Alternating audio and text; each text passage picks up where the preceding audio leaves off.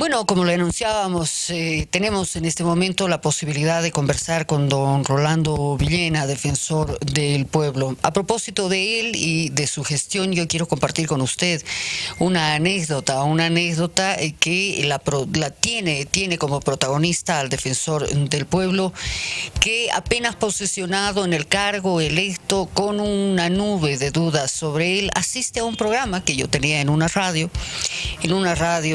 local, en la que él, en un acto de humildad impresionante, va hasta la radio y se sienta a conversar conmigo. Por supuesto, los cuestionamientos caían sobre él, porque había sido electo, cómo había sido electo y más. Y en medio de la entrevista él me dice: por los frutos me conoceréis. Bueno, han pasado 5 años. Tengo una publicación que podría ser, digamos, el fruto de este trabajo. Pero claro, no soy yo quien va a calificar este trabajo, va a ser él mismo y va a ser usted. Y por eso estamos conversando hoy. Agradecemos mucho el tiempo que nos da, defensor. Muchas gracias. Gracias por estar con el Todo a Pulmón. Muy amable, María René. Muy buenas noches. Un gusto estar en este programa. Bueno, usted decía: culmino mi gestión con la gratitud por el deber cumplido, pero también con la profunda incertidumbre por el futuro de los derechos humanos. Efectivamente. Bueno, la satisfacción del deber cumplido. He cumplido con una misión, que es una tarea, conciencia comprometida por los derechos humanos. 6 años intensos, plenamente vividos, también sufridos, pero preñados de mucha esperanza.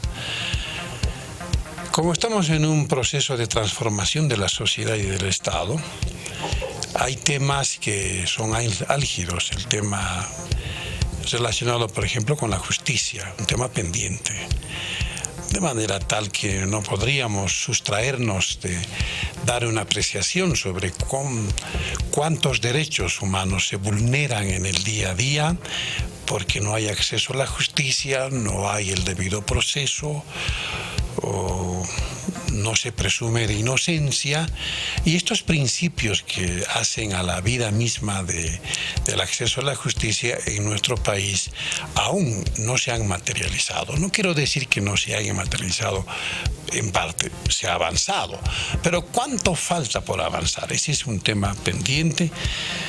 En ese sentido, estamos también identificando como otro tema son el crecimiento de los mecanismos que acrecientan la corrupción, que son motivo de preocupación, ¿no? Sí, son 5 años. Yo le propongo que hagamos, 6, que hagamos una evaluación parte por parte, porque los objetivos institucionales son muy grandes, el mandato a la institución es muy amplio.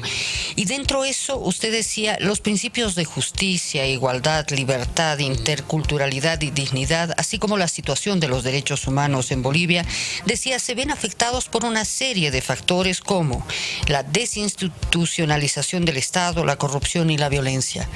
Es una aseveración muy fuerte en un momento muy particular de nuestra historia. Claro, bueno, es una aseveración que pone en evidencia problemas que son estructurales, problemas que todavía no nos hemos atrevido como bolivianos, me refiero desde el Estado y la sociedad, a abordarlos como amerita, ¿no? Tanto más si tomamos en cuenta que para todo proceso de transformación del Estado y de la sociedad requiere de procesos mucho más largos, ¿no? De mediano y largo alcance. Entonces, en ese sentido, estos temas que nosotros hemos identificado, por ejemplo, la desinstitucionalización del Estado. ¿Qué significa esto? Tenemos instituciones que son muy importantes, como la Contraloría, la aduana. Y esto, a estas alturas, debiera tener la suficiente independencia como institucionalidad, de modo tal de que pueda enriquecerse nuestra democracia, ¿no? Pero esto evidentemente está en entredicho por el grave problema de la justicia por una parte, pero también de quienes están conduciendo la nave del Estado. Me refiero al Ejecutivo. Bueno, el Ejecutivo ha visto conveniente estar en ese afán de controlar todas las instituciones y le ha quitado el mérito y la independencia que debe tener para que pueda funcionar mejor el Estado. Son miradas que la historia misma tendrá que calificar. Por los frutos lo conoceremos.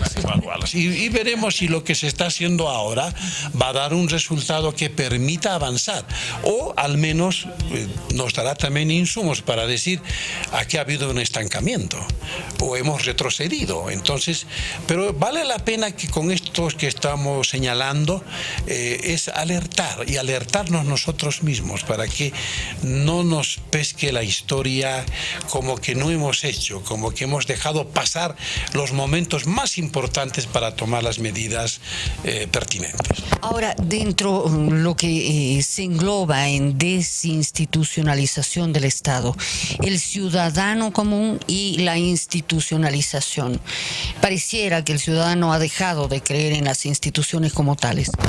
Pareciera porque son instituciones que se han alejado de una u otra manera de la gente, y más prevalecen los mecanismos propios de la institución que aquello que tendría que generarse desde la misma participación de la gente, del pueblo, ¿no?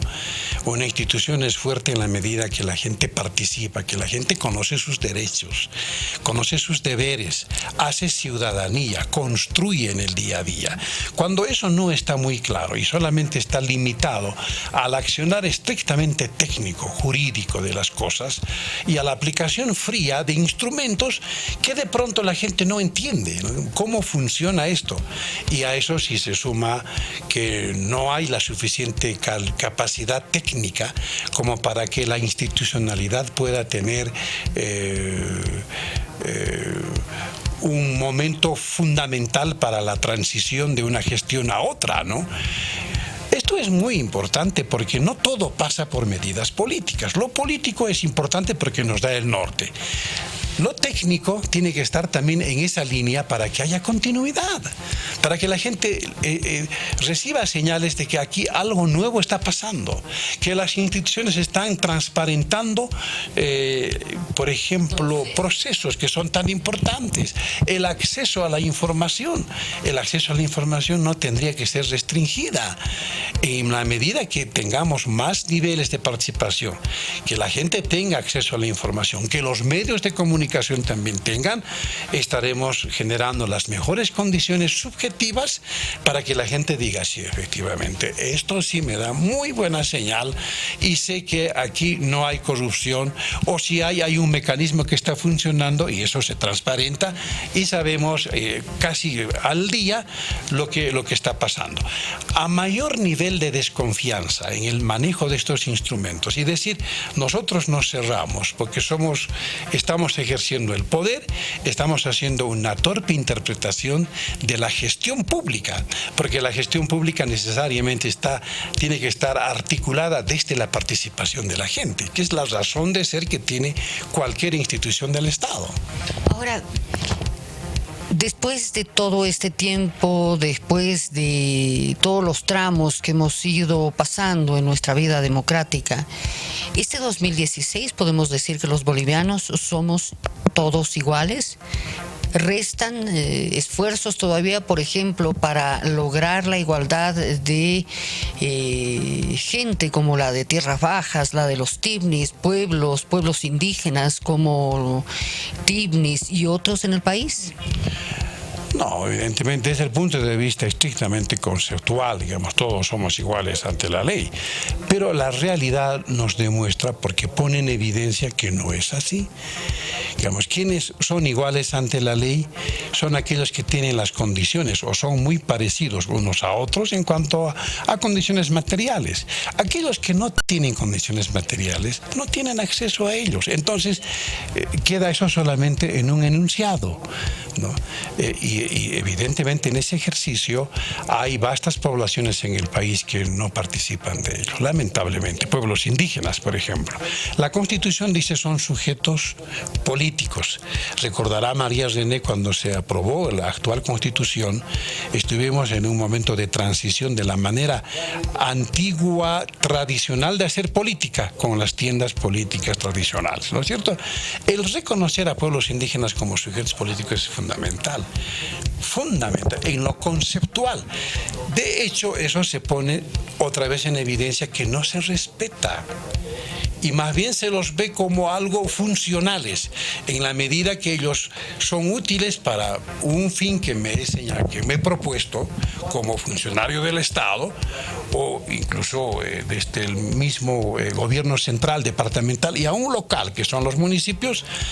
Si eso no está claro, evidentemente estamos dando una pésima señal de esa nuestra distorsión en cuanto a nuestro papel como servidores. En ese sentido, pueblos indígenas, por ejemplo, constituye un tema pendiente, porque con el tema relacionado al TIFNIS, definitivamente se echa por tierra los derechos colectivos de los pueblos indígenas y la posibilidad de que a partir de esto, con todos los parques nacionales, no puedan ejercer, por ejemplo, el derecho a la consulta libre, previa, informada. Es un instrumento internacional. Al ser aplicado, si se hubiera aplicado como dice la norma, hubiera sido fantástico. Se hace, sí, una consulta, pero no con la participación plena de la gente. Entonces hay esta suerte de dividir a las organizaciones y hacerlas pelear entre sí. ¿Por qué? ¿Qué necesidad tenemos cuando más bien deberíamos haber fortalecido ese rol de sujeto político del indígena, ¿no? Pero también es un sujeto de derecho. También esto está puesto en entredicho, porque no pueden ejercer de manera plena la titularidad, por ejemplo, de las tierras comunitarias de origen. No pueden, ¿no es cierto? Porque ahora tenemos 3 decretos supremos que ponen en serio entredicho, gravísimo entredicho, el derecho a la consulta, el derecho a la libre determinación, ¿no es cierto?, o la soberanía de los pueblos indígenas, y con estas restricciones solamente van a tener participación con determinados proyectos en los cuales ellos van a ser los que van a ejecutar, es decir, no como sujetos protagónicos de eso, sino como depositarios de algo. Ahora, la Defensoría del Pueblo, en este caso específico, ha interpuesto una serie de recursos legales demandando la inconstitucionalidad en muchos casos de leyes, en otros de normas. ¿Ha habido ya algún pronunciamiento del Tribunal Constitucional? Sobre estos temas no, evidentemente, porque son temas de derechos humanos que tienen que ver con una lectura que hace el actual gobierno del plan de desarrollo, con el argumento de que es necesario la exploración y explotación de los recursos naturales en todos los parques nacionales, porque sería la única o el único recurso para incrementar los ingresos. Pero todos los estudios que se han hecho de prospección, por ejemplo, ya a estas alturas debería darnos elementos como para decir, en determinados parques no existen las posibilidades ni las condiciones para hacer una explotación. Porque la exploración y la explotación van juntas, ¿no? Algunos ingenuamente han dicho, aún siendo parte del Ejecutivo, no, vamos a explorar y si no encontramos petróleo nos vamos a retirar. Pero el daño ecológico ya está hecho, María René, ¿no? Pero en medio de esto también parte de la justificación de muchas autoridades del área es el bienestar de todos, la posibilidad de generar recursos que van a sostener la economía. Evidentemente. Ahora, no he encontrado yo en los pueblos indígenas ninguna resistencia, más al contrario, la disposición para que ellos también sean parte de este modelo en construcción de un desarrollo. Hasta el momento se está privilegiando un desarrollo a ultranza capitalista, pero es más de lo mismo, pero con estas otras miradas desde la diversidad económica, por ejemplo, aún con economías de sobrevivencia que caracterizan la vida de los pueblos indígenas, habría sido muy interesante que también también sean parte de toda esta mirada más integral de un desarrollo a escala humana, si pudiéramos decir eso, ¿no? Ahora, defensor, ¿qué pasa con Chaparina? Chaparina es un proceso que en este momento ha bajado de perfil, se ha establecido responsabilidad en mandos policiales, pero Chaparina tiene una serie de interpretaciones. Bueno, nosotros nos hemos decidido a apoyar porque la octava marcha era una marcha eminentemente pacífica, legítima además, porque ellos querían ser escuchados por el presidente en un planteamiento legítimo de formular sus necesidades, y aquellos proyectos que estaban ya en marcha, por ejemplo, como el turismo ecológico, la pesca ecológica, que daba réditos a los pueblos indígenas, todo eso se corta. Y los dijeron, pero podríamos activarlo, queremos ser parte del desarrollo, no queremos ser solamente vistos como piezas, como objetos, ¿no? Y esto tiene que ver con que se paró, es decir, todas las medidas de presión que fueron y culminaron con la octava marcha, paró que se construyera la carretera que, iba a dividir el parque conocido como el Tignis en dos, ¿no es cierto? Ahora, a eso también hay otros intereses de carácter social, económico, de los interculturales, antes cocaleros, que han visto en los parques nacionales un escenario propicio para poder sembrar la hoja de coca, ¿no? Entonces, con el argumento de que los pueblos indígenas son minoría, ¿no es cierto? Nosotros, en cambio, aymaras y quechuas somos mayoría y por lo tanto tenemos los mismos derechos que los demás, sin conocer, o desconociendo, mejor dicho, que los derechos de los pueblos indígenas son derechos fundamentales, porque estamos hablando en la categoría de derechos especiales, porque son pueblos en situación de alta vulnerabilidad. Hablando de grupos vulnerables, niños, mujeres, ancianos, le propongo algo, vámonos a esta pausa, luego de la misma entramos a conocer cifras, porque nos hemos estremecido con datos que mostraban la crudeza de la sociedad boliviana frente a estos sectores vulnerables. La vulnerabilidad de nuestros niños, nuestras niñas, nuestros adolescentes asusta por los índices, asusta por las características, asusta por la impunidad. Pero veamos qué dice el defensor del pueblo, Rolando Villena, con quien estamos hablando en una suerte de evaluación de estos 6 años de gestión. Defensor, ustedes han identificado la violencia sexual y comercial, ustedes han dicho que son los niños, niñas y adolescentes víctimas de un sistema de justicia discriminador y revictimizador. También han hablado de explotación infantil y criminalización de la adolescencia. ¿Podemos referirnos a este tema? Evidentemente, estamos hablando de poblaciones en situación de alta vulnerabilidad. Habida cuenta que el 46% de la población está constituido por niñas, niños y adolescentes. Es una población sumamente importante, ¿no? Y se han sancionado decretos, ¿no es cierto?, y leyes, en este caso, que no han dimensionado la parte humana, que es tan importante, de quienes desde la segunda infancia están expuestos a situaciones de explotación. Me refiero, por ejemplo, que ahora hay una posibilidad, pero ya está eso además legislado, que habiendo la rebaja de niños que en edad para trabajar son 10 años, esto abre las puertas para la explotación laboral de los niños, ¿no? Aunque dice la norma que en toda vez que haya un tutor, sus progenitores que puedan garantizar que no sean explotados y que haya la autorización. Cuando en la práctica, si vamos al caso, por ejemplo, de los niños que trabajan en el Cerro Rico de Potosí, no hay ninguna seguridad para la explotación laboral de las personas mayores, de las mujeres y de los niños que están expuestos a esta explotación de ninguna clase. Entonces, esto solamente queda en un enunciado. Y lo peor es que teniendo ese argumento, no se está viendo que es un fenómeno integral, que está afectando la convivencia entre las familias. Estamos disgregando a la familia. Estamos exponiendo a temprana edad a que los niños puedan trabajar.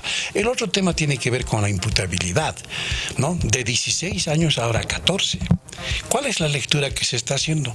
Se está queriendo atacar todo el problema de la delincuencia solamente viendo los efectos, ¿no? En términos porcentuales, representa el tema de la delincuencia juvenil apenas el 8%. El resto tiene otros componentes, es gente que es parte de mafias organizadas, adultos, la gente que está operando desde las cárceles, dirigiendo los operativos delictivos, etcétera, etcétera. Pero el que se refiere estrictamente a quienes están delinquiendo siendo jóvenes es poco. Podría ser que de repente eso incrementó un poco más, digamos que estamos hablando de un 10%, pero no es significativo, no es significativo. Esto es grave porque otra vez ponemos en indefensión la supervivencia de nuestros niños y además de nuestros jóvenes que están siendo juzgados no como debería ser, más por las apariencias, ¿no? Por ejemplo, si un joven viste con ropa así estrafalaria, con cadenas, melenudo, o que, en fin, cosas que llaman la atención, no, este es uno que es sospechoso, ¿no?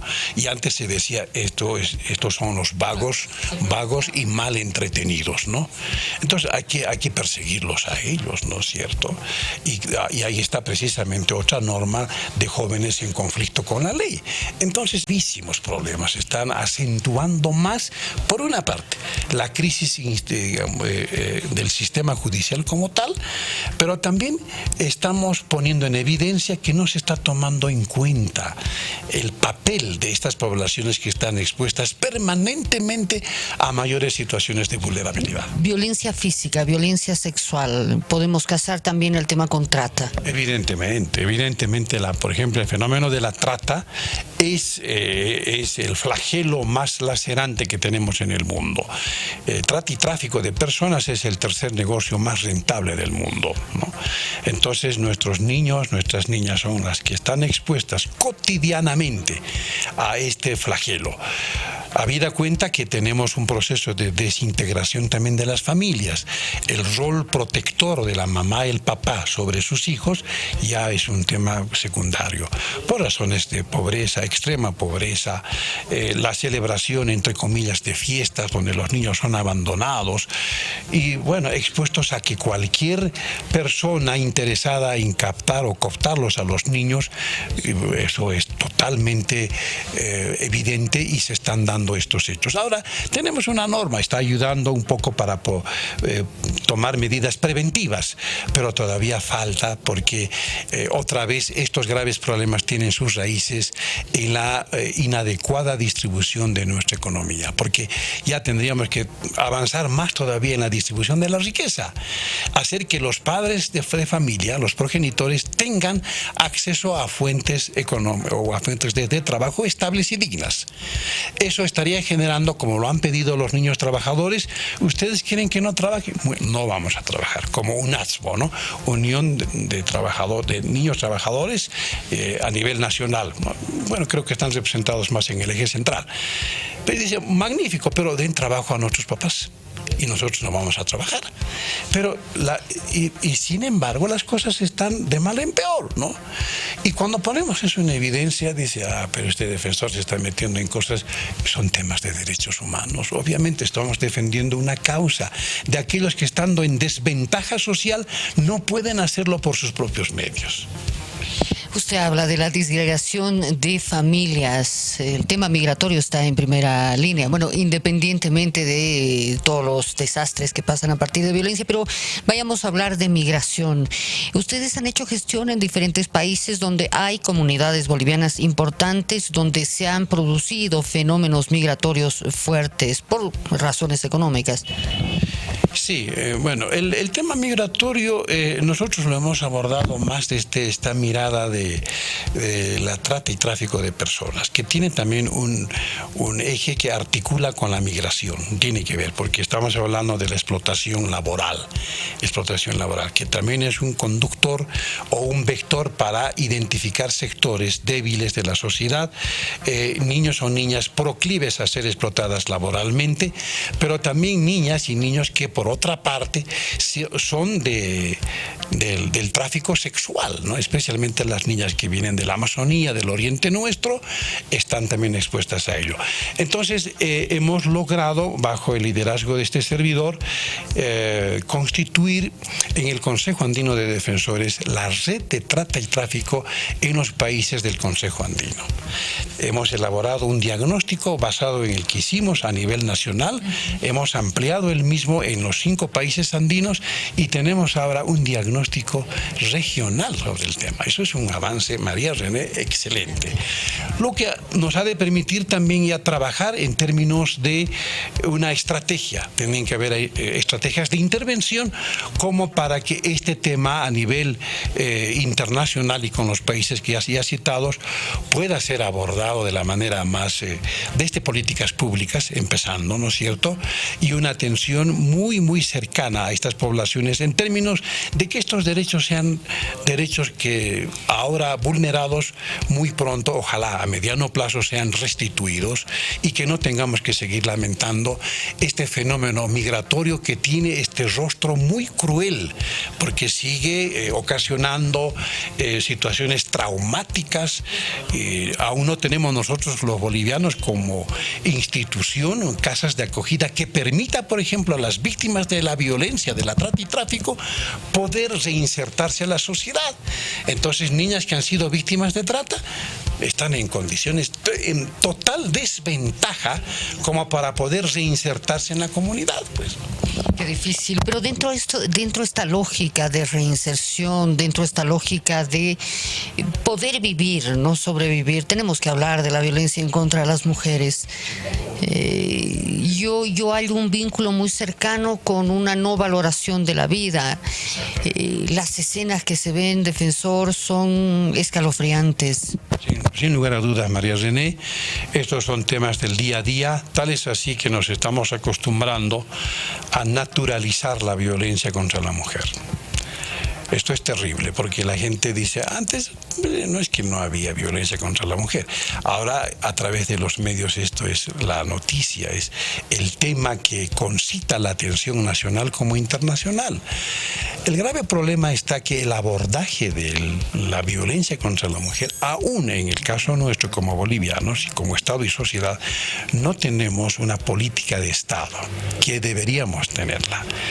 Tenemos apenas políticas públicas que funcionan, digamos, a media máquina.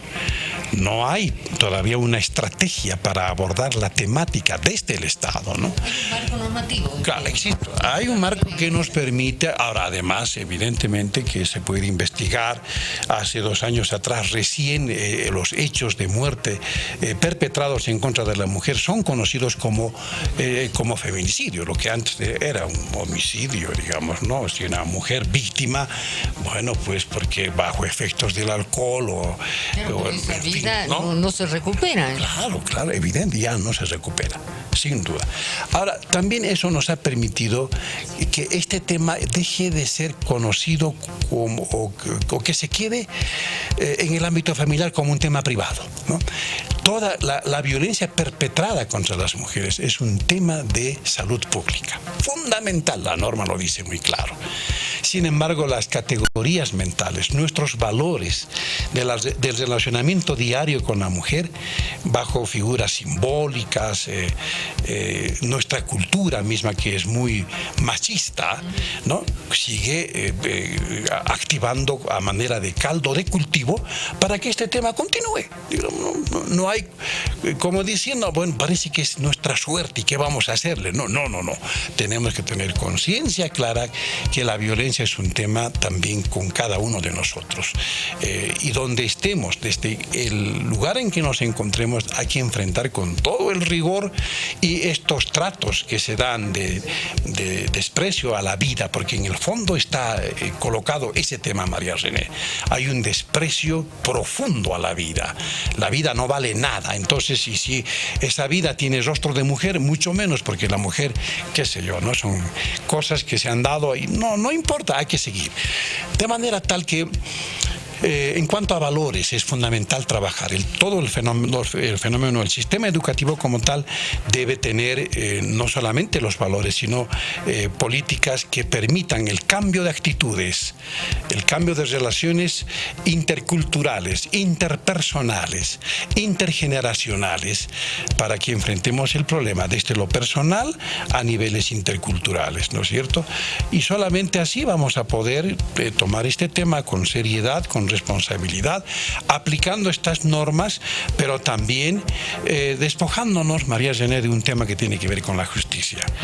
Tiene que ver el momento, y hay que trabajar para eso.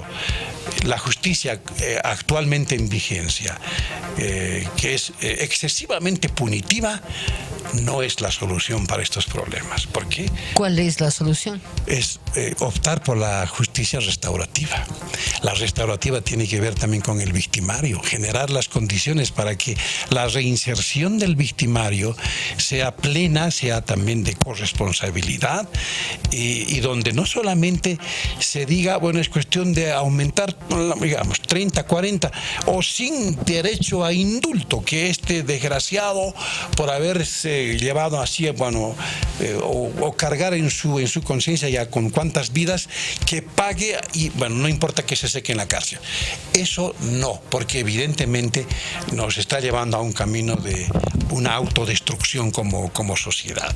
Lo alternativo es esta nueva reflexión, que hay que empezar a trabajar en la línea de la justicia restaurativa, que permite construir nuevas relaciones totalmente diferentes. Ahí sí, una política de reinserción de los excarcelados tendría verdaderamente sentido, lo que actualmente no tiene ningún sentido, porque ¿quién es, digamos, un reo que cumplió su sentencia? Es una persona que ha muerto civilmente, ha muerto políticamente y en todos los ámbitos, ¿no es cierto?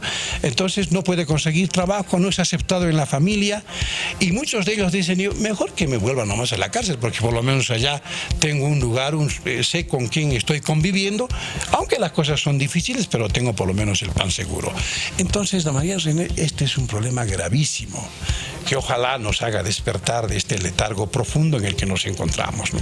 Bueno, se ha trabajado también con adultos mayores, se han difundido derechos, hemos sabido también de una amplia gestión de movilización social a cargo de la Defensoría del Pueblo para hablar precisamente de derechos humanos. Evidentemente, los adultos mayores ahora tienen, a nivel nacional, tenemos constituidos 30 centros de orientación sociolegal del adulto mayor, donde el tema principal es precisamente la violencia, porque a los adultos mayores, las abuelitas, los abuelitos, son vistos como objetos, ¿no? Como que y sobre ellos pesa todo, ¿no? Si no asisten a las reuniones, hay una torpe manera de manejar los temas de estas personas desde los sindicatos, que están violando estos derechos de las personas adultas mayores, ¿no? Y acaban despojándolos de sus bienes. Entonces, y lo mismo está pasando en las ciudades, lo mismo está pasando en las ciudades intermedias. Ya el adulto mayor es una carga, es un problema, ¿no? Es como si le dijéramos, ya pasó tus tiempos, déjanos disfrutar a nosotros. Y ellos ya no tienen arte ni parte. Y estos centros están ayudando mucho para que entre ellos mismos pueda de esa debilidad nacer fortaleza, es decir, todavía estamos en condiciones de poder dar batalla, porque el tema es de dignidad.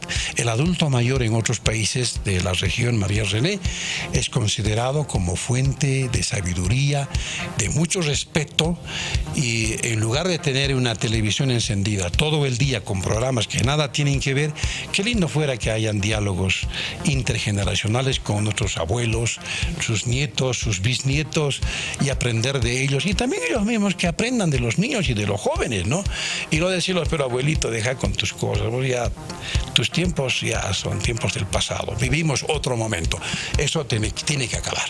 Bueno, nos falta mucho como sociedad haciendo este repaso, como sociedad, nos falta mucho para reconstruir institucionalidad o construirla. Sí, evidentemente nos falta mucho porque también desde la misma sociedad tenemos culturas que son muy permisivas, uno con el tema de la violencia, otro con el tema de la corrupción, la falta de institucionalidad de la ley. ¿Quién respeta las leyes en nuestro país? Los abogados mismos, los malos abogados dicen, echa la ley, echa la trampa, no tengas ningún problema, ¿no? Y creemos que todo se resuelve por los juicios, ¿no?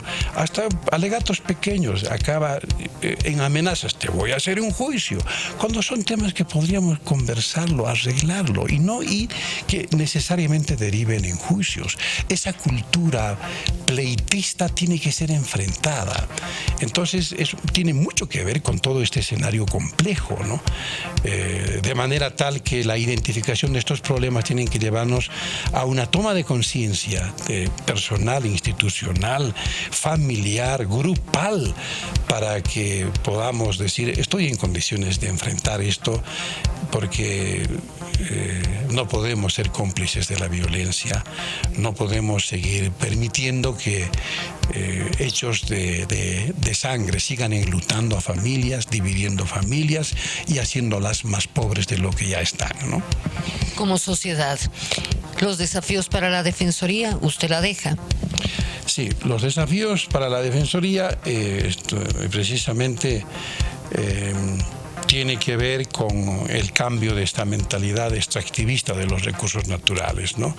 Tiene que haber una planificación estratégica muy importante de qué recursos tenemos nosotros, que estamos en condiciones de explotar sin alterar, sin menoscabar los derechos de la madre tierra. Todo esto de los derechos de la madre tierra queda hasta ahora en un enunciado.